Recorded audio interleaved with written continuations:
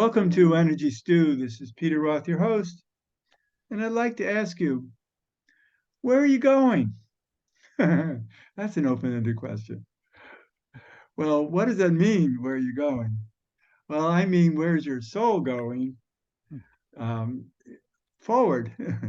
What do you expect in this lifetime and actually beyond this lifetime? Where are you going next? What's up? What is your soul looking forward to? Is it ready for someday, hopefully very distant future, ready for um, another dimensional experience on another plane when this lifetime is over? And we want to know more about that to know how to make plans. Let's make plans.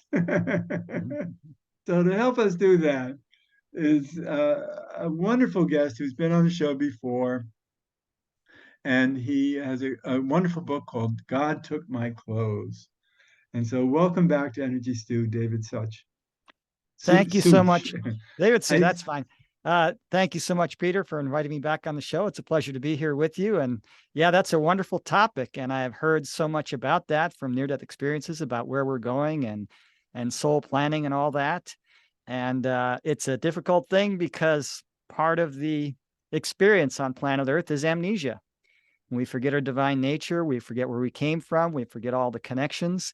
And that's part of the experience down here. And when a person has a near-death experience, sometimes they get to heaven and they are told it's not your time, you must go back. And that's because they planned, pre-soul planning with probably some elders and wise people and the souls that you work with in heaven, and you pick a life and pick a time and all that. And if your work's not done, they'll send you back. And that sounds like control, like you don't get a choice. Well, no, your higher self made that choice before you came here. Others are told your work is done. You can stay here in heaven if you wish. However, we have to send you back to do more work if that's what you want to do. And the person will always say no, because the afterlife is such an amazing place. Love, perfection beyond description. I mean, everyone who spends just a split second in heaven, it's so good. They want to stay there forever. But then they're shown, the guides show them, or spiritual entity shows them, this will be the benefit to humanity if you go back, or if you don't go back, your son is never going to get over your death or something like that. And if you go back, there'll be these benefits. And some are even shown their purpose, like, you're going to continue with this purpose. And if they decide, yes, I'm going back, often that purpose and the details is taken away. And the reason they're given is because if we knew everything that we were planning, it would make things too easy down here. So we've got an interesting balance kind of between where are we going and how much do we want to know. If you know too much, it ruins the challenge, and you have to be challenged to grow. If you're a runner, you've got to challenge yourself and run faster to get better. And often that's not the case where we know what's going on down here. So we're kind of driving in the fog. We don't always see what's coming up, but we're all connected to divine intuition. People have various connections with that. And just like a muscle, the more you use it, the better it gets. And so for those who kind of want to have a better idea, you can get a glimpse of where you're going and learn to recognize the synchronicities that kind of give you little hints, right? And so we're always getting hints. Yes, what feels right. So yeah, that's a good point. So there's several things, Peter, what you just mentioned. When I hear something, and I was just talking with a client this morning who was looking for a job, and she's very intuitive, and she says, well, I walked in and I didn't like the place. I didn't like how I felt. Well, that's a hint, and with another person, I didn't like the way I felt. Or when you hear something, from two different places, that's like yesterday, I'm getting a little overwhelmed with questions that people are sending me via email. I can't even respond to the emails anymore. I have to do a little voice recording and then email a little voice clip because I can't type it all out. And I thought, I should do a question and answer show on the Near Death Experiences group, 120,000 members. And I just thought, no, I'm too busy. So I got the spiritual vibe, like this is something I'm supposed to do. And I ignored it because my brain went into logical mode. And I didn't listen to my intuition. I said, no, I'm not doing that. So what they will do, just like a mother, when the child doesn't listen, sweetie, I told you not to touch the hot stove. The child doesn't listen. They say it again louder, or they get somebody else to tell them not to do that. Hey, Bill, tell your son not to touch the right. So they'll reinforce it. So on a call with a client, she said at the end, out of the blue, you should do a live question and answer. That's not a coincidence. There are no coincidences. So when we see these little coincidences in life, it is our prodding to go in that direction, even if we don't understand why or Right. what we're supposed to do. And feelings are Serendipity so and important. serendipity and synchronicity at work. Serendipity and synchronicity at work. And there are plenty of stories like that. I recall 9/11. A guy told his story of why he didn't go to work and survive that day, because he went to work the same day every day, took the same route because it was the least traffic. And in one intersection, he decides to make a right and go on a different route today. I think I'll try this different route. Didn't know why. And he gets stuck in a traffic jam, and he's angry. Well, he couldn't see what was coming.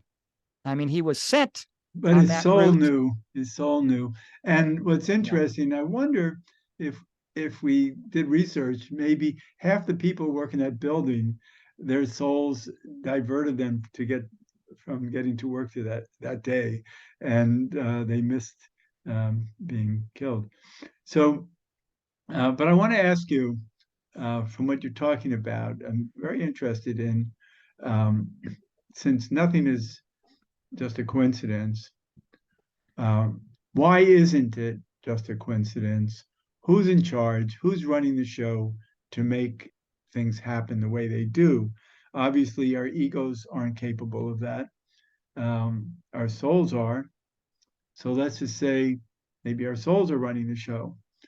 But you just talked before about our higher selves. So tell me, who's in charge?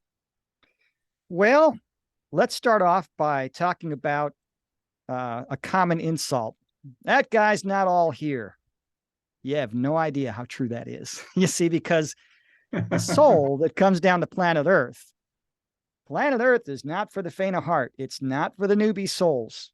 Toughest planet to incarnate into in this galaxy, one of the toughest in the entire universe. You don't come down here unless you're an experienced advanced soul. And when you are that developed, your energy is huge. And if you were to try and take the entirety of the facet of God that you are, the little tiny facet, that little tiny facet compared to God is so big. If you were to put that energy into a human body, it would burn up. So we do exactly what God does. Temporarily separates a piece of his energy. It becomes a soul that grows and develops. We separate a piece of our energy, incarnates into a human body. Most of us is still on the other side of the veil. And people have seen their higher selves. One guy, he was shown by this spiritual guide as bringing through heavens. I want you to meet somebody. And he sees this giant, huge, powerful being. And he says, that's God. And the guy laughs and says, no, God's a lot bigger than that. That's you. And he goes, whoa, that's me. That's you. So a lot of the things we do here are based on that connection to our higher selves and the desire of the higher self. All right, so I have another Yeah. question. Mm-hmm. Because I also met my higher self on the other side. Oh, wow. And also I thought it was an old man with a white robe and white beard, and I said, this is the way supposedly God is supposed to look. And I didn't know it was my higher self. I just said, "Oh, this man, I just love this man, and he's so full of love and wisdom, and it was just amazing how he showed up." And I looked at that, and all of a sudden inside of me, I kept saying, or I vocalized it actually, I am him and he is me, and I am him and he is me. And I didn't know why I was saying that. And then later on, my guides who I was with told me that had been that I just met. That man was my higher self. So, and I was so grateful because that says there's a part of me that's like that. That I can aspire to that. Oh, good. But I want to ask you, when we get to the other side, and let's say, here's Dave, or Peter getting to the other side. Um, how do we fit in with our higher selves? Well, the higher self is there completely connected, working with a team. So every human being has, at a minimum, one or two guides at all time. And of course, if you're going through a difficult struggle or you're trying to, do something good in the big project and you need a lot of help, you may have 5 or 10 or 20. Some people at end of life, if maybe an atheist who doesn't believe in God and is going to be shocked by this afterlife, they're going to have a lot of guides around. And these higher selves are always working in this team of others, and they're creating these synchronicities on earth, little hints to keep us along the path. They don't want to interfere too much.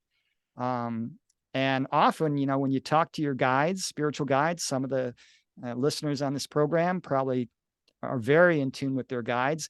I hope it doesn't bother you to know that often that guide is you.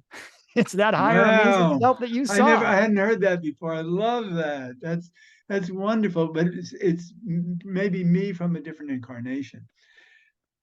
And Well, sure, so the higher self is all the incarnations because, exactly. here on earth, we're living in a temporal environment, but time is just an illusion. On the other side, there is no time. So the higher self is the sort of all the souls and all the wisdom of all those lifetimes all together. And, we were talking before the show about the age of a person if you were to add up all their lifetimes, and the average human's over 1 million years old. So that higher self has all that knowledge and all that wisdom of hundreds or maybe thousands of lifetimes. So of course, the connection to our higher self is really critical in guiding us here on earth. And even those who are completely unaware are constantly being guided by their higher selves. Well, a lot of people are afraid when they get to the other side, they'll move on to another lifetime and not be there when their family comes over afterwards. And I've always said that no, that we're going to be there because, for instance, Peter Roth is important right now to people I love and who love me, and I want to see all of them someday on the other side with me. And eventually they'll all get there because, let's say in 100 years from now, there'll be nobody left here, likely, that who I know who will be interested in me. But let's say that Peter Roth is out there in 300 years from now. What does Peter Roth matter in 300 years from now? It's like, no, I matter according to who I love and who loves me, and the purpose of this life and the work I do, and how I identify with it. But in 300 years from now, none of that matters. And so I always think that maybe, at some point I just merge into my higher self and kind of am a very faint history that I can always kind of maybe re-inspire and plug in if need be at some point, like being a spirit guide or something like that. But that I don't know if it's me in particular that becomes a spirit guide to someone, or it's my higher self that is doing that I'm just a part of. Well, it might be both, a little of both. I've heard from near-death experiencers. One man, for instance, he wouldn't reveal who the congressman was, but he was the son of a congressman, and his grandfather had had already died when he had his near-death experience. So he gets to heaven, and his grandfather is talking with him, and he says, "Well, what do you do up here in heaven? What do you do for fun?" And he says, "Well, one of the things we really enjoy is helping you guys down there." He said, "What are you helping us? What do you mean?" He says, "Well, I'll show you. I got to go talk to your dad right now." And so they go in spirit form to this meeting, and this guy is in charge of this little side meeting with other congressional members, and he's talking. And the grandfather in his spirit form leans down and says to his dad, his dad's ear, he says, "Son, you've got to get to that charity event." And this man sees his father just stop the meeting and say, "Oh my gosh, I'm so sorry. We're going to have to continue this later. I completely forgot. I've got to get off to the airport. I got to get on a plane. I'm speaking at a charity event." So they're Yeah, always but down here. maybe he didn't Yeah. see his father so much as he just felt the inspiration. Right. So when our guides talk to us, if you're not intuitive or spiritual, you're going to hear it in the form of a thought or feeling in your head. Like, I really felt like I shouldn't do this. And then later, oh my gosh, thank God I didn't. I just had this feeling. No, I mean, you'll hear atheists say that. So even atheists are hearing their spirit guides. They just don't know it. Yeah, well, that's the point, is that there's so much that we're connected with on the other side that we don't know. And so therefore we understand less about it. If we understood everything that was happening to us via the other side, uh, we would be very, very advanced. Oh yeah. I've often said that if every person on earth had a near-death experience as they slept, tonight, in the morning, there would be swarms of people in certain areas because the people who are too old or sick or mentally ill or dysfunctional and unwilling or unable to work or provide for themselves, they would be swarmed because with very little effort, you can bring hope and joy to those people. And because we're all connected, when you bring hope or joy to just one soul, millions receive the vibration. One person living in unconditional love is more powerful than millions of people living in fear. And so, yeah, that connection, the recognition of our common connection is so important. And, our importance, I heard about this from heaven. There's people who say, oh, my life's meaningless. I don't, I'm not important. It's like, are you kidding? A generator of light and love on this planet. And let's talk about your importance in the universe. Because I've been told this by near-death experiences, as well as trans channelers. They say that if one little facet of God, the one person that is Peter or whatever your name is, for those listening, if that one tiny little facet of God, that one little gear in the machine of creation would have ceased to exist, the entire machine would break down and cease. Well, that can't happen because one of the primary aspects of creation is existence. It's always existed, it always will, it can't be extinguished. A life And can't be extinguished, the consciousness soul too. can't be extinguished. Right, Consciousness cannot be extinguished. Yes. right, right. And that, so it's wonderful. It's so great talking with you because you have you've spoken, interviewed hundreds of people who have had near-death experiences, and there's so many different kinds of experience, but it all actually comes from the same place. It all, there's nobody contradicting anybody so much as just having a different experience of that, of different, NDE and lessons that come from that. And some people have NDEs are much more advanced to begin with, or their souls are much higher frequency, and they can get more out of it than others. Because there are a lot of NDE people who, I believe, aren't as inspired by it as others are. And Sure. Yeah, it affects every soul differently. And some people who listen to near death experiences say, well, I know they can't be true because they're all so different. Well, of course. I mean, education is very different. Somebody who's training to be a carpenter goes through a completely different system of education than somebody who's going to be a doctor. It's, one's hands on. I mean, they're completely different than like a philosopher so every person has a different near-death experience according to what they need, according to what's right, going to make them feel commitable. Some people arrive in a exactly. garden, they like nature. Others, they love their grandmothers, so grandma's there to meet them. Right. Yeah, it's very accommodating Oh, uh, sure. on the other side. And there are cities, there's landscaping, there's all kinds of familiar environments when we get there because they want us to be happy and not feel estranged. Oh, yes. And I've heard about that. So there's not really levels of heaven any more than there's levels of love. How many different levels of love do you have for your child?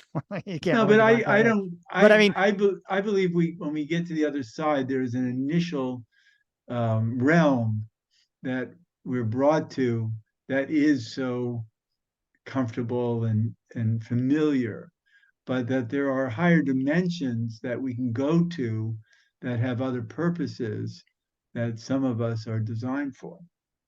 yeah, and that's kind of where I was going. So I wanted to just give a little disclaimer about saying the first level, but there is a level that I've heard about. The higher levels, no levels really, but yeah, the higher levels dimensions are so mysterious and wonderful. Even the first level you can't describe in human words, but right. The level I talk about in my book is that first level of heaven, and it's kind of laid out like earth, just like you said. There's roads and buildings and houses and trees and waterfalls and mountains and lakes and rivers and beautiful gardens with flowers that sing and glow with their own light, and And it's amazingly restaurants. beautiful.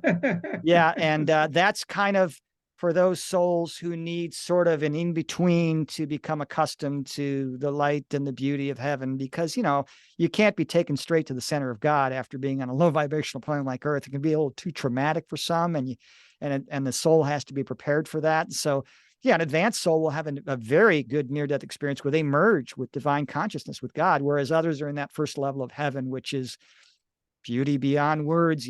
We have three primary colors: red, blue, and yellow. They form all the colors we see. There's over 80 primary colors in that first level of heaven.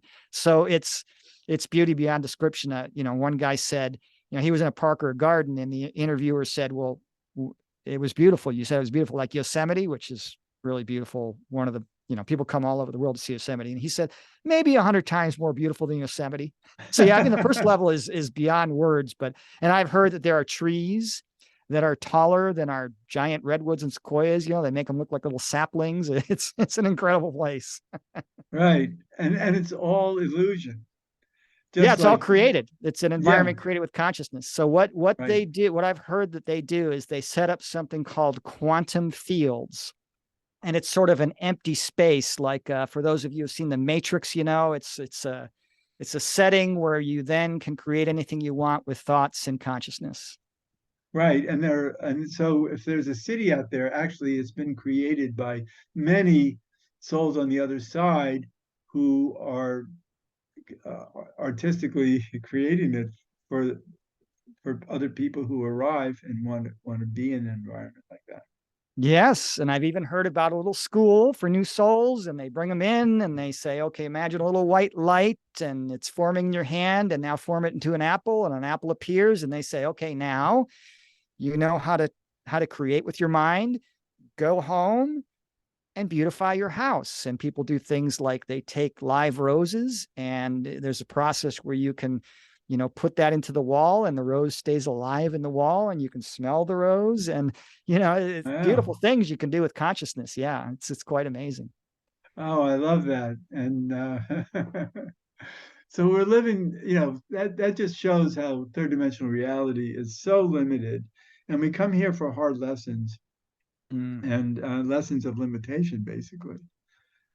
And yes, yes. and then when it's not limited, what does that mean? And that's what we're talking about on the other side. It's really unlimited. And even um, let's talk about intimacy on the other side.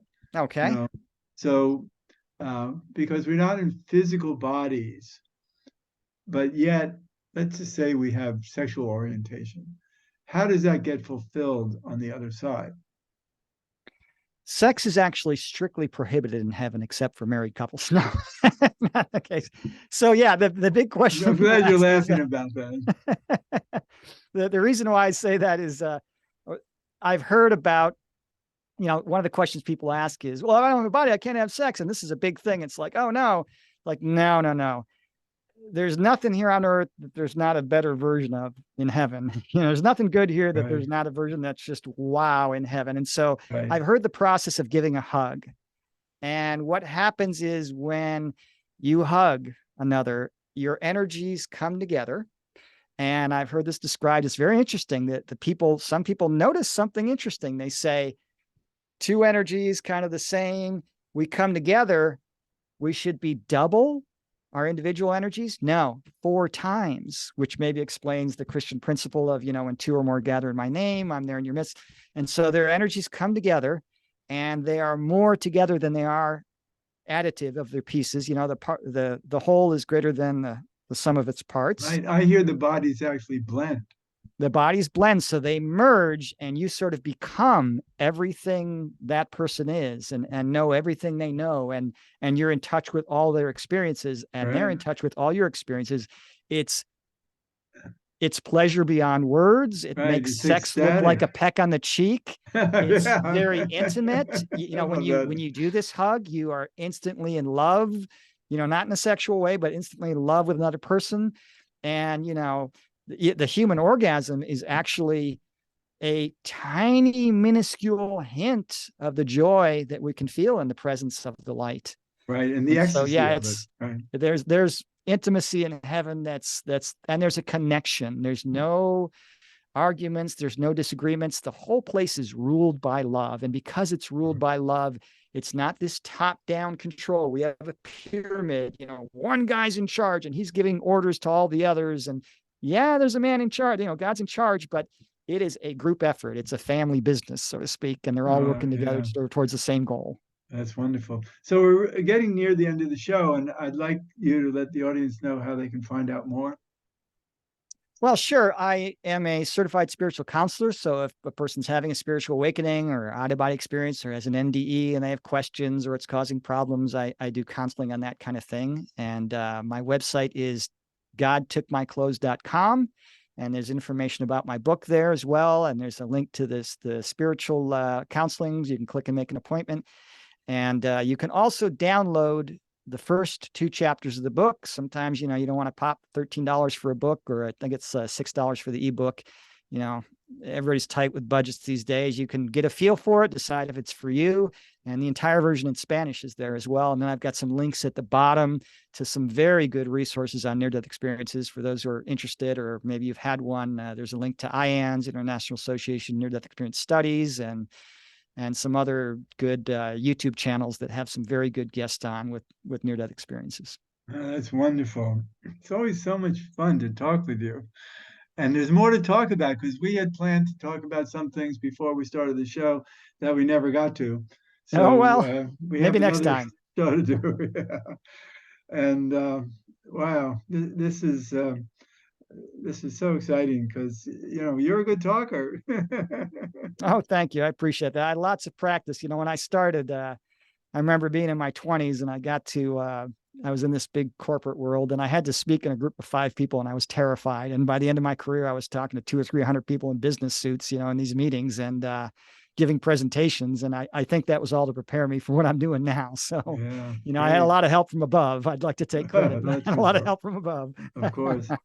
So, and pronounce your last name again, because It's Suich, Such. Suich. Okay, Yeah. because I used to know David Such, but he had a T instead of an I in the name, so Such makes Yeah, a sense. lot of people pronounce it that way. A lot of people have trouble with my name, so no worries Right, there. that's why I asked. It's a Good. weird Hungarian name. All right. So thanks so much, Dave, for being a guest on Energy Stew again. It's so wonderful to talk with It you. was a pleasure being here, Peter. Thank you for having me on, and I look forward Sure. to our next time together. Good, me too. And this is Peter Roth, your host of Energy Stew at prn.live. I can be reached at Peter at Heart River, HEART River.org. I'd love to hear from you, and thanks so much for listening.